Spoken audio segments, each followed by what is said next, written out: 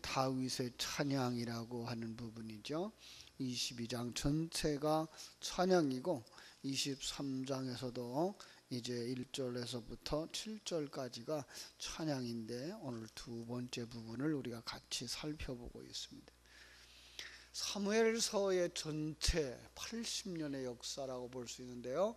사울의 40년, 다윗의 40년, 전쟁의 역사죠. 특별히 그 속에서 다윗의 전쟁을 우리는 볼 수가 있습니다.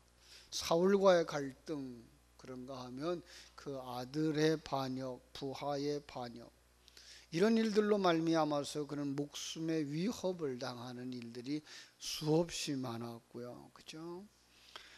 그럼에도 불구하고 하나님을 찬양하는 다윗, 그 심령 속에 감사가 넘쳤고 기쁨과 소망이 넘치는 이유가 무엇이었어요? 그것은 하나님을 아는 지식이 충만했다는 것이죠. 이 성도들의 모습이죠. 성도들, 바로 하나님을 아는 지식으로 충만한 사람들인 줄로 믿습니다. 아는 것으로 그치지 아니하고 그 아는 것이 생명이 되어지고 그것이 누려지는 것으로까지 이어져야만 평강의 하나님이 그를 지키시고 함께 하심을 느끼면서 살아갈 수 있게 되는 거죠. 이런 이야기들을 시편에서는 여러 곳에서 고백을 했다 그랬어요. 어제는 시편 18편의 이야기를 했는데 오늘 시편 22편의 이야기를 조금 하고 간다 그러면, 기도해도 응답이 없는 것 같은 상황 속에서, 그 이방인들이 비웃음을 당하는 그러한 조롱 속에서 그는 하나님이 건져주시는 것을 고백하죠. 그래서 그 22장 20절에 보면 내 생명을 칼에서 건지시고 개의 세력에서 구하소서, 사자의 입에서 구하소서, 이렇게 기도하죠. 그리고 21절에 주께서 내게 응답하시고 들소의 뿔에서 나를 구원하셨나이다 라고 고백하는데요. 그 까닭에 그는 선포할 것이 있고 그리고 권면할 것이 있고 하나님 앞에 고백하고 있는 거죠. 나는 이렇게 증인이 되어졌습니다. 하나님이 나와 함께 하심을 말할 수 있는 사람이 되어졌다는 거죠. 뿐만 아니라 그는 마지막 이제 28절 같은 경우에 가서 고백하기를, 나라는 여호와의 것이고 여호와는 모든 나라의 주제가 되십니다, 주인이 되십니다 라는 고백을 하는 거예요. 이런 고백이 오늘 그 사무엘하 22장의 그 찬양과 같이 하고 있는 것이죠. 자, 오늘 살펴본 말씀 살피기 전에 우리 한번 1절에서 20절에 나왔던 그 하나님에 대한 고백을 우리가 살펴보죠. 2절 말씀입니다. 여호와는 나의 반석이시요 나의 요새시요 나를 위하여 나를 건지시는 자시요 내가 피할 나의 반석의 하나님이시요 나의 방패시요 나의 구원의 뿌리시요 나의 높은 망대시요 그에게 피할 나의 피난처시요 나의 구원자시니라. 다윗의 고백만 아니라 이건 모든 성도들의 고백이어야 된다 그랬습니다. 그래서 그는 어떠한 상황을 만날 때라도 하나님 앞에 기도하였고 기도하면 하나님이 응답하셨다, 역사하셨다라고 말씀하고 있어요. 거기에 이어서 오늘 21절부터 이렇게 말씀하죠. 하나님께서 그렇게 우리를 초자연적인 역사로 구원하시는 그 근거가 무엇이냐? 다윗은 그 근거를 뭐라고 하죠? 하나님의 그 근거, 그걸 21절부터 25절에서 보면 하나님, 내 의라고 말하고 있어요. 25절 볼게요. 그러므로 여호와께서 내 의대로 그의 눈앞에서 내 깨끗한 대로 내게 갚으셨도다. 오해하면 나는 의로운 사람이 되어졌습니다, 나는 자랑할 수 있는 것입니다 라고 말할 수 있지만, 우리가 의가 무엇인지 아는 사람은 그렇게 말하지 않는다는 걸 우리는 알죠. 그렇죠? 의라고 하는 것, 그는 내놓을 것이 없는 사람들이었다는 걸 아는 사람이죠. 불의한 자들이었다는 것을 아는 사람들이죠. 그렇죠? 그런데 불구하고 하나님이 택하여 주셨고 하나님이 능력 주셨고 사용해 주셨다는 것을 아는 사람이 바로 의로운 사람인데 어떻게 되어서요? 바로 하나님께서 의를 덧입혀 주셨기 때문이죠. 여기서 우리가 알 수 있는 것, 이 세상에 살고 있는 우리 모두는 다 불의한 자들, 그죠? 죄인들, 그 죄값으로 심판과 저주를 받을 수밖에 없고 지옥에 갈 수밖에 없는, 아무 의미도 없고 가치도 없는 그러한 존재였었구나. 죽었던 자였으니까, 그죠? 근데 거기에 찾아와 주셔요, 주님이. 그리고 그에게 자신의 그 의의 옷을 입혀주시죠. 그러면 우리는 그때부터 그리스도의 의를 덧입은 자, 그리고 그 옷을 덧입은 자를 의롭다 하심을, 그래서 칭의, 의롭다고 칭해 주셨다라는 단어로 바꿔 쓸 수가 있는 거죠. 이제 그 다음에는 그 예수 그리스도의 의 안에서 우리는 의로운 자로 만들어져 가는 거야. 자기를 비우고 하나님의 생명으로 가득한 자가 되어져 가는 것이죠. 갈라디아서 2장 20절 말씀은 그것을 하나로 요약해 주고 있죠. 그죠? 내가 그리스도와 함께 십자가에 못 박혔나니 그런즉 이제 내가 사는 것이 아니요 내 안에 그리스도께서 사는 것이다. 그죠? 이제 내가 육체 가운데 사는 것은 나를 사랑하사, 그죠? 자기 자신을 버리신 하나님의 아들을 믿는 그 믿음 안에서 사는 것이다 라고 말씀합니다. 내 안에서 누가 살아요? 예수 그리스도가 사는 거예요. 나는 이제 없어지는 삶, 비어지는 삶, 이게 바로 성도의 의로운 삶이라고 하는 것을 알게 되는 거죠. 이런 사람을 하나님은 사무엘상 13장 14절에서 마음에 합한 사람, 이렇게 해서 하나님의 마음에 합한 사람, 그죠? 이거는요, 하나님의 다윗이 무죄하며 다윗은 하나님과 같은 사람이 되어졌다는 말이 아니고 하나님의 뜻을 아는 자, 그죠? 하나님의 일하심을 아는 자, 그 까닭에 자기를 하나님의 은혜 속에서 고치고 생각하고 돌이킬 줄 아는 사람이 되어진 거죠. 그의 어떤 사람이요? 하나님의 마음에 합한 사람. 여러분 모두 다 하나님의 마음에 합한 사람으로 변해지고 가는 줄로 믿습니다. 그래서 이 성도들의 모습이다라고 표현할 수가 있는 것이죠. 그래서 하나님은 주님의 성품을 보여줘요. 우리는 그의 성품을 품고 성품으로 품어주시고요. 이제 그 성품이 우리 속에서 살아 올라와지는 거예요. 그걸 뭐라고 알아요? 변화. 또 다른 말로 말하면 그걸 성화라고 말하는 것을 알 수가 있습니다.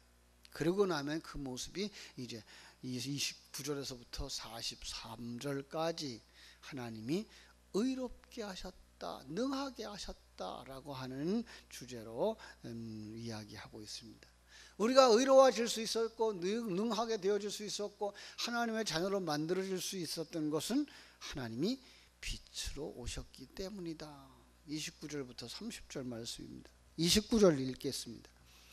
여호와여 주는 나의 등불이시니 여호와께서 나의 어두움을 밝히시리이다. 내가 주를 의뢰하고 적진으로 달리며 내 하나님을 의지하고 성벽을 뛰어넘었나이다. 그죠?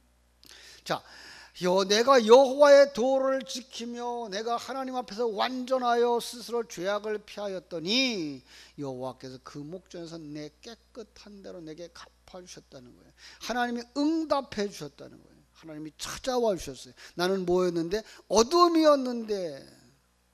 어둠을 밝히려면 누가 와야 되죠? 빛이 오시는 거예요. 빛으로 오신 예수 그리스도. 요한복음 1장이 말하고 있는 거죠. 그렇습니다. 이 세상은 어둠이었어요. 죽음이었어요. 근데 거기에 생명의 빛으로 오셨다는 거예요. 생명으로 오셨다는 거예요. 그래서 어떻게 돼요? 우리를 빛의 사람으로, 생명의 사람으로 만들어 주신 거예요. 그래서 주의 의로우심, 주의 자비하심, 주의 완전하심이 우리를 새롭게 변화시켜 주시는 줄로 믿습니다. 이제 31절로 35절에서 하나님께서 그에게 힘을 주시는 것, 능력을 주시는 것을 볼 수가 있습니다. 32절은 이렇게 말하죠. 여호와 외에는 누가 하나님이냐라는 거예요. 나는 하나님은 오직 유일하신 여호와 하나님만이 진정한 하나님인 것을 믿습니다라고 고백할 수 있는 거죠. 이게 성도들의 고백이어야 되는 거죠. 예수님만으로 만족합니다라는 고백, 예수님 안에서 그분만이 하나님이십니다라고 말할 수 있는 고백을 가진 사람들이 되어져야 할 줄로 믿습니다. 그 사람의 눈을 넓혀주시고 그 사람의 생각하는 범위를 넓혀주시고 그 사람의 행동하는 범위를 넓혀주신다고 하는 이야기가 36절에서부터 43절까지 이어지는 거예요. 그렇습니다. 다윗은 하나님의 능력을 고백합니다. 내가 성공한 것은, 내가 승리한 것은, 그죠? 그 1절에서 고백했던 것처럼 모든 대적과 사울의 손에서 나를 건져주신 것 하나님이셨다라고 말씀하고 있는 거예요. 그것은 바로 하나님께서 내게 능력으로 임하셨기 때문에 그렇다라는 말이 이제 38절에서부터 쭉 이어져 내려오는 것이에요. 그걸 갖다 여기서 뭐라고 그랬을까요?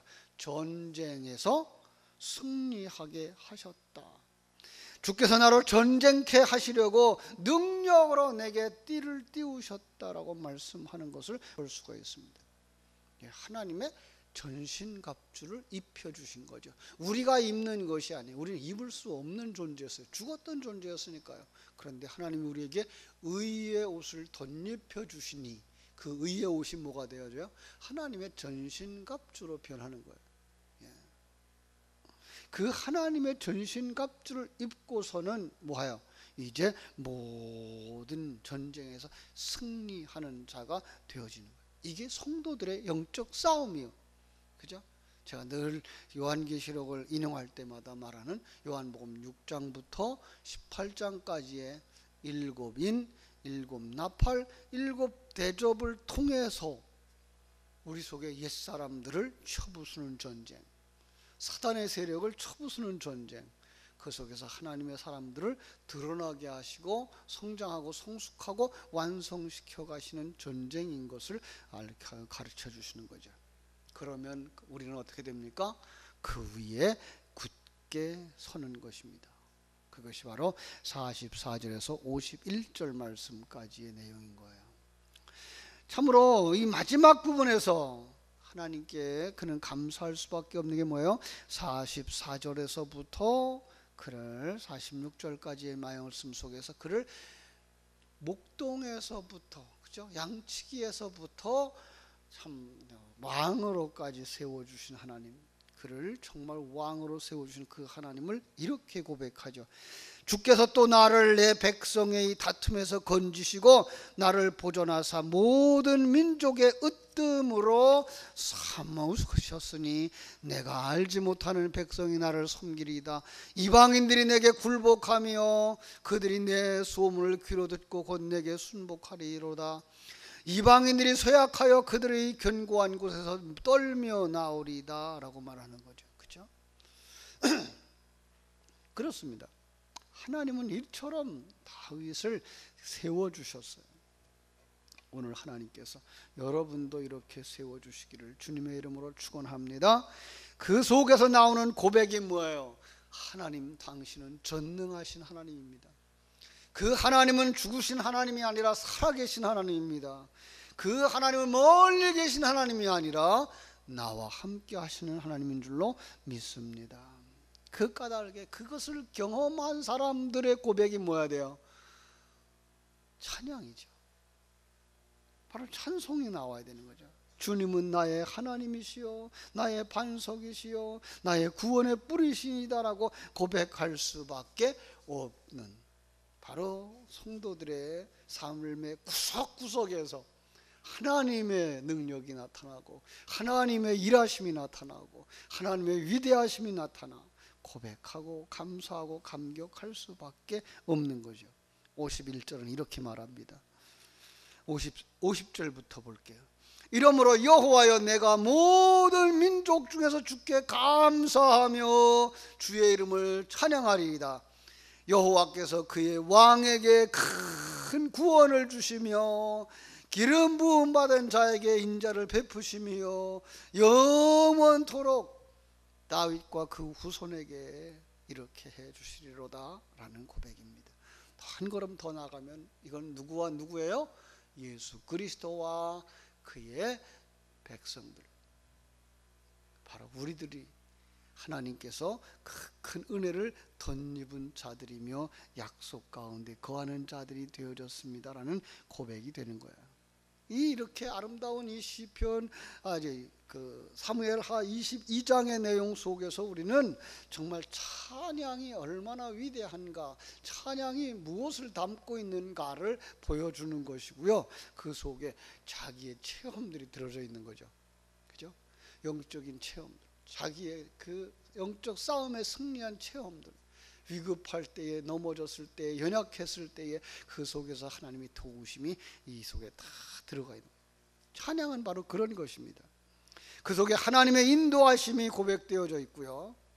그 속에서 그 성도들이 눈을 열어서 발견해야 하는 것들이 무엇인가가 들어가져 있는 것을 보게 되고요. 그리고 마지막에는 그 예수 그리스도와 함께 영원히 그 하나님의 풍성하심을 누리게 될 것이라는 소망이 들어가져 있는 건데, 오늘 여러분들이 참으로 하루 종일의 삶을 살면서 이 하나님을 찬양하고 그 찬양 속에 이렇게 체험적 신앙, 하나님의 인도하심에 대한 고백, 그리고 여러분들이 하나님의 그 일하심을 바라보는 시선, 더 나아가서는 우리의 소망이 견고해져 갈 수 있기를 주님의 이름으로 축원합니다. 기도하겠습니다. 하나님 우리 아버지,